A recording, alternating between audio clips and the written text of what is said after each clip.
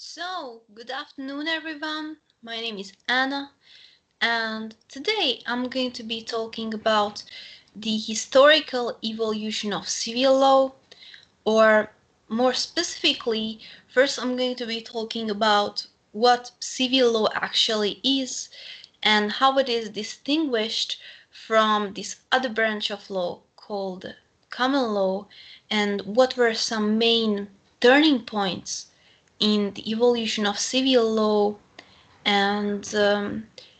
I'm also going to be talking about in detail when it comes to um, codification, what codification is, and I'm also going to be discussing the French and the German civil code, as they are crucial when it comes to the evolution of civil law. But let's start at the beginning. So, what civil law is? Well, first of all, law as such can be divided or classified in a number of ways. But what is important for us today is this division between these two branches of law, namely civil law and common law. But first of all, let's start with common law. What is common law? Well, first of all, common law as such was developed in medieval England, and it basically evolved or developed from judge-made law, and that happened before the revival in the study of Roman law, which is crucial in the evolution of civil law. And what you might want to remember is that common law is also called Anglo-American law, and that is for the reason, like, not only because of the fact that it was developed or it had its origins in medieval England, but also because even nowadays it's mainly in force in not only England but also in former British colonies and the United States, Canada, etc. But what is the main distinctive feature of common law systems is that common law is essentially unwritten, and its building blocks are rather cases, meaning specific legal cases or precedents, rather than texts, legal documents. And what I mean by that is that while trying to determine the outcome of a specific legal case in a common law system, you will most likely look at what were decisions or judgments made in previous cases similar to the present one that we are talking about. And in that sense, common law is much more flexible than civil law, because in common law systems, in a way, judges are able to create law through their judgments, because their judgments can be used as a point of reference during future cases, which is very important. So in that sense, common law is, even though less theoretical, is also more pragmatic in a way. But let's move on to civil law, which is essentially written, meaning that if we're talking about civil law, we're talking about written law. And here is also another important phrase or word, namely codification, which simply means assembling the laws of a particular country into one single document that from then on will be the single source of law in that country. Now, as opposed to common law, which, as I've already mentioned, is also called Anglo-American law, civil law is also called Romano-Germanic law, for the fact that it's civil law as such is divided into two main branches, namely Roman and Germanic, depending upon which country's system a particular country follows. But anyways, if all these features that I listed when I talked about common law seem quite strange to you, like judges creating law but through making decisions,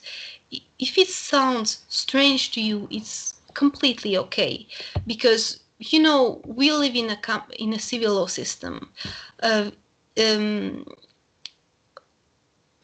For example, like I would say most of continental Europe use a civil law system, and even like in Slovakia, Hungary, the Czech Republic, Poland, etc., these are all civil law systems. So if the laws or the procedures that we use in common law systems seem strange to you, no problem. It's because you're used to the civil law system that we use in Slovakia. So civil law, as I've already mentioned, is enforced today in Europe, but not only continental Europe, but it's also used in several South American countries, which is due to mainly the influence of the French civil code, and the South American countries using the French civil code as a template for their own civil codes, which I'm going to be talking about later on. But civil law as such, as opposed to common law, which has its origins in medieval England, civil law has its origins in ancient Rome. And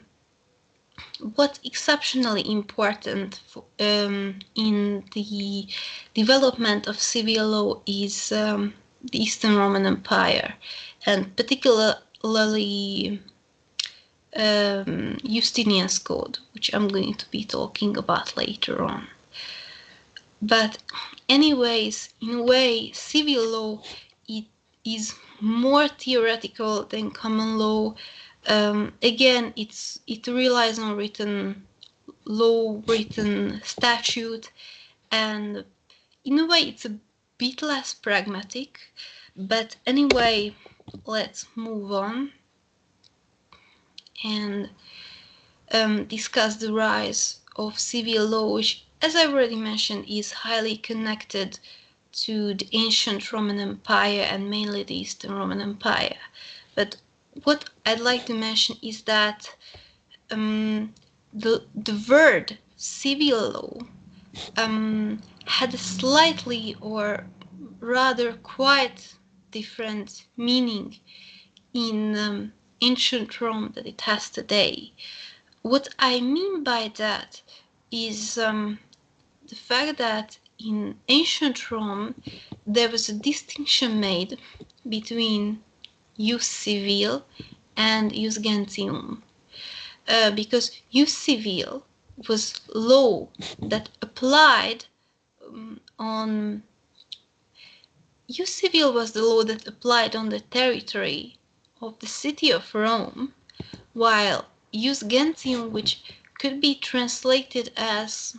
the law of the nations or the law of people, or call it however you want.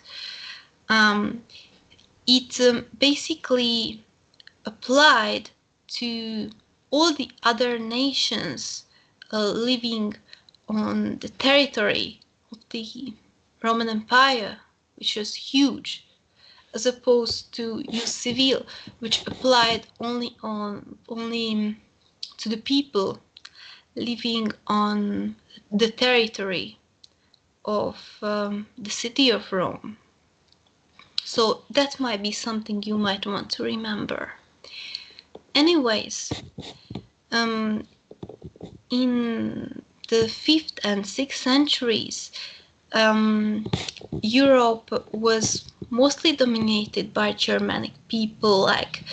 the Visigoths, the Anglo-Saxons, the Franks, etc. You already know all of that, you already learned that on history lessons and stuff like that. So I don't want to bore you with that. Anyway,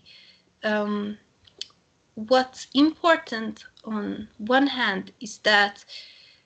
after the collapse of the Western Roman Empire, even though Roman law was in force for some time, but it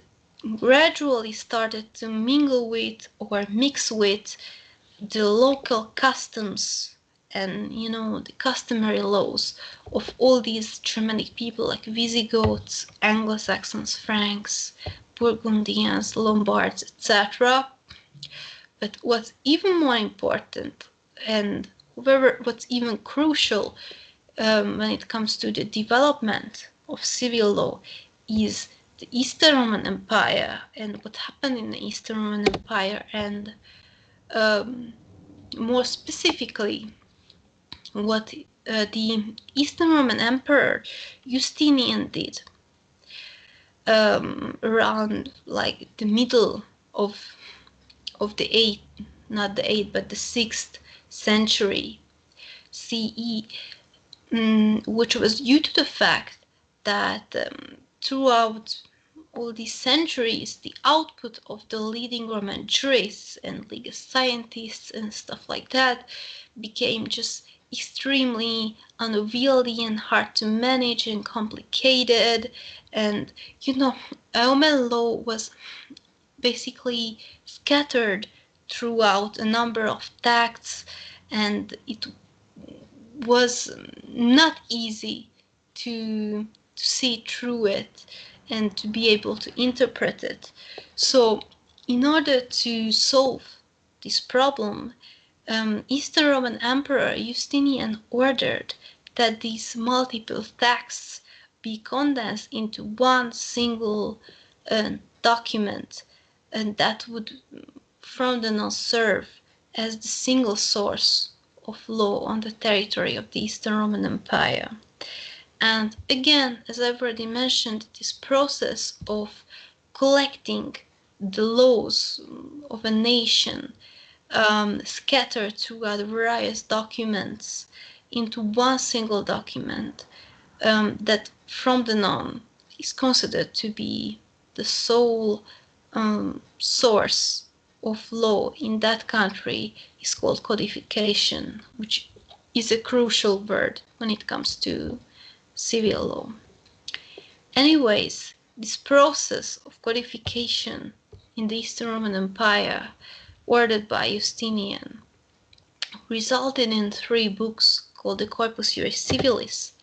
which comprised the digest, the codex, and the institutes, from which, considering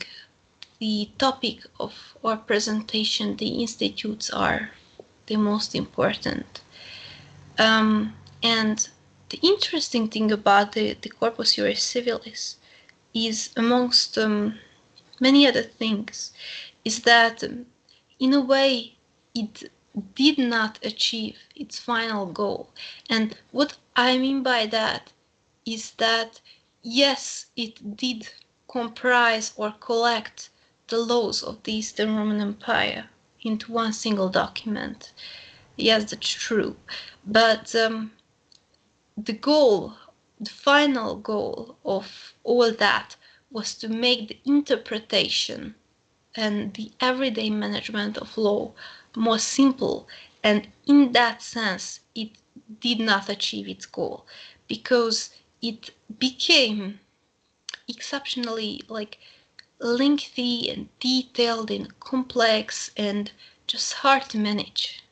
So when it came to practical use, Justinian's Code was not the document to turn to because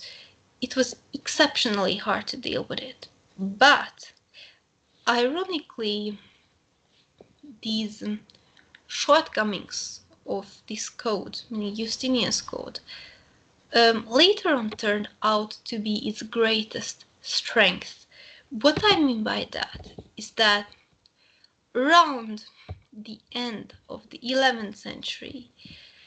Roman law experienced a revival of its study in Italy, more specifically in Bologna, where the first university ever in Western Europe was established. And of course, later on, other universities were established throughout Europe during the following few centuries. But what's important is that students of law were taught Justinian's law alongside canon law or ecclesiastical law or church law, or call it however you want.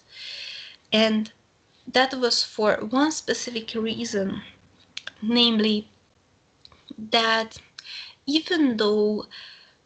when it came to practical application, Justinian's law was exceptionally unwieldy and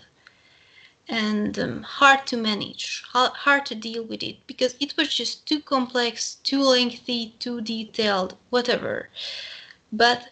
it was exceptionally useful for a student of law or legal scientist or anybody who wanted to gain a theoretical basis or a theoretical overview of law. Justinian's law was exceptionally useful, precisely for the fact of its detailedness and complexity and everything. So if you were student of law or jurists in the medieval ages, you wanted to study Justinian's law because it gave you an amazing overview of law in general, and because it covered not all the possible areas, but a wide variety of areas when it came to law. And students of law even today study ancient Roman law and Justinian's law in particular. So this was something exceptionally influential when it came to the study of theoretical law, when it came to the theoretical understanding of law. However, towards the 18th and 19th centuries, mostly the end of the 18th century and the beginning of the 19th century, people realized that, okay, Justinian's law is indeed a great tool to get an overview about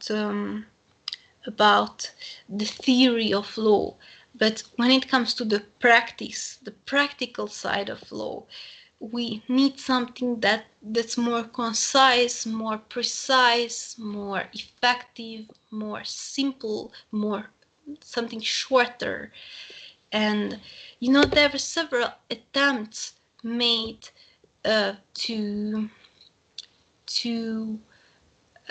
use Justinian's codification as a template, as a basis, but also making law at the same time more simple and accessible to everyday people. And the interesting thing about that is that codification as such during the 18th and 19th centuries is highly connected to, especially towards the end of the 18th century and the beginning of the 19th century, is connected to the rise of nationalism. In a sense, codification was a tool of nationalism, in the sense that codification allowed not only the collection of the laws of a nation, or on the one hand, but also distinguishing the laws of a particular nation, or separating the laws of a particular nation from the laws of other nations on the other hand, which was again crucial for asserting national identity towards the end of the 18th century and the beginning of the 19th century. However, the most important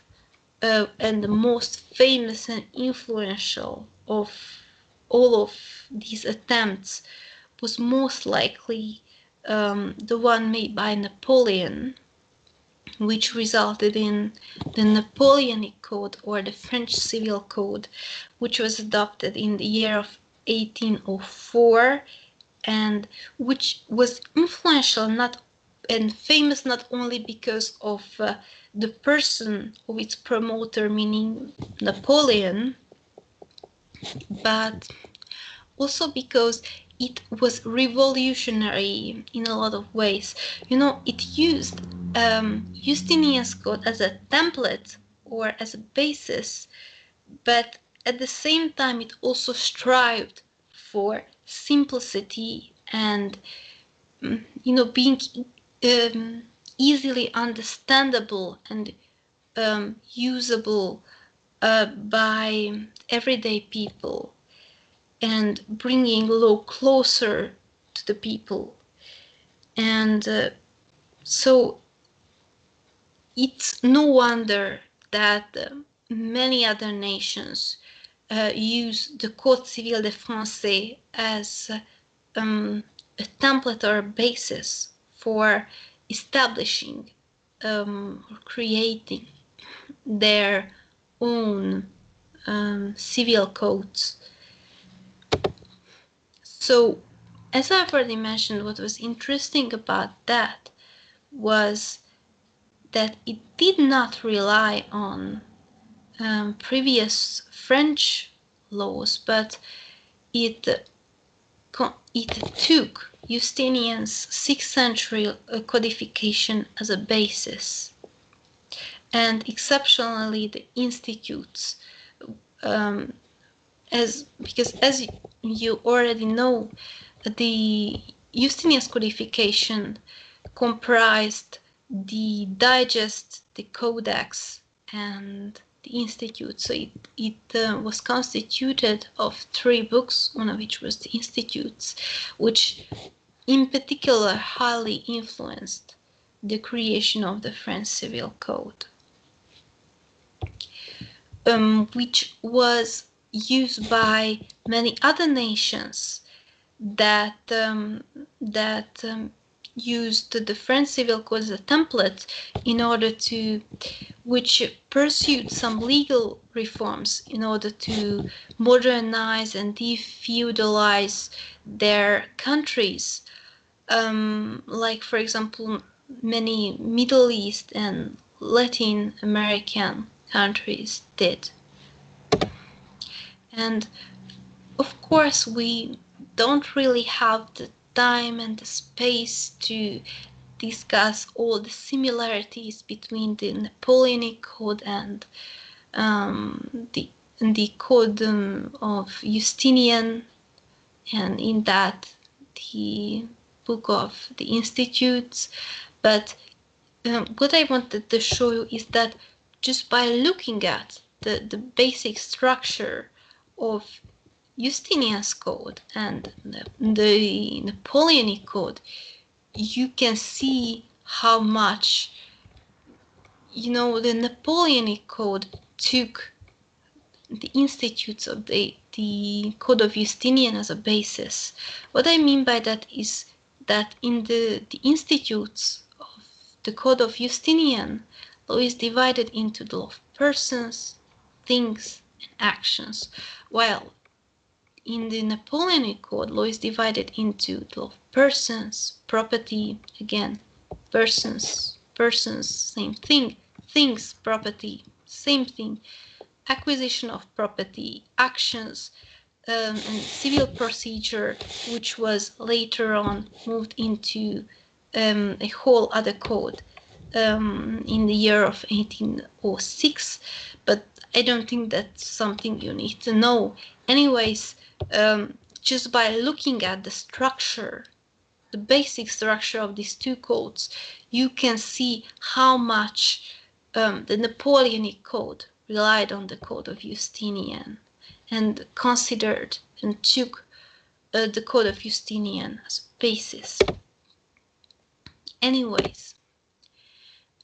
what you might want to remember from all this is that, again, law in general is divided into two main branches, namely the civil law branch and the common law branch, from which the common law branch was originated in medieval England, and it relies mainly on specific legal cases or precedents rather than legal texts, and that's also called Anglo-American law because of the fact that it's mainly in use in former British colonies and Great Britain and America, Canada, etc. And that, again, it's essentially unwritten, while civil law as such is written, refers to written law, of which codification forms a crucial element, and that originated on the territory of ancient Rome, and that Justinian played a crucial role in its development, especially when it comes to codification. And it's also called Romano-Germanic law for the fact that it's divided into two main groups or two main branches, namely the French or Romanist branch and the German or Germanic branch, depended upon, that the country that we are talking about, like adopted or used the code or the system of which country, the French or the German, as a template for the codification of its own national law. Because, as I've already mentioned, there were many countries that used the Code Civil de Français as a template or a basis for codifying their own national laws. There were a bunch of Latin American countries and countries of the Middle East,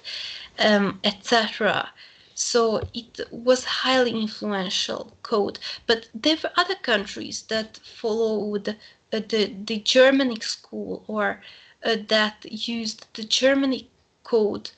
Code Civil, as a template for their own national, their own codification of national law. A classical example would be like Japan, the People's Republic of China, or Taiwan, where these kind of legal rules are still in force. Or we could also mention Greece, Brazil, Latvia, Estonia, etc., Ukraine. So